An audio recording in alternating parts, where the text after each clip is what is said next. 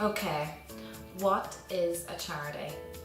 A charity in Northern Ireland is set out by the legislation, and that's the Charities Act Northern Ireland 2008.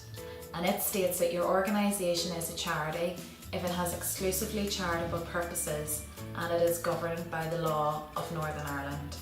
Now that in reality is going to capture the majority of sports clubs, because most sports clubs will have one object, and that will be to promote amateur sport. One of the most important things to remember is that you cannot just decide to become a charity. You're either a charity at law or not, and it is up to the Charity Commission for Northern Ireland to make that decision. So in Northern Ireland, you must have one of the charitable purposes that are listed in the legislation, one of which is amateur sport.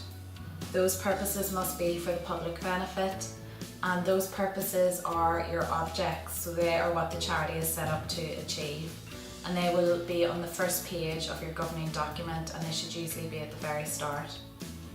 So can a sports club be charitable? The short answer is yes, it can. But the sport must be capable of improving physical health and well-being, promote community participation in healthy recreation by providing those facilities for playing that sport, and membership needs to be open.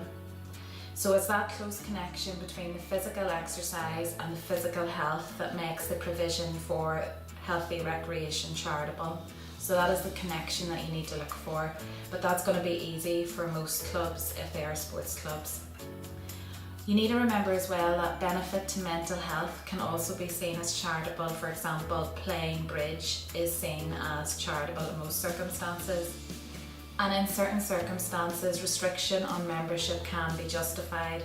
For example, if you've very limited facilities for health and safety requirements or some insurance requirements as well. Again, I just want to reiterate that it's very important to remember that it is up to the Charity Commission for Northern Ireland to decide whether or not you're a charity at law, and you must apply to them to register as a charity for that decision to be made.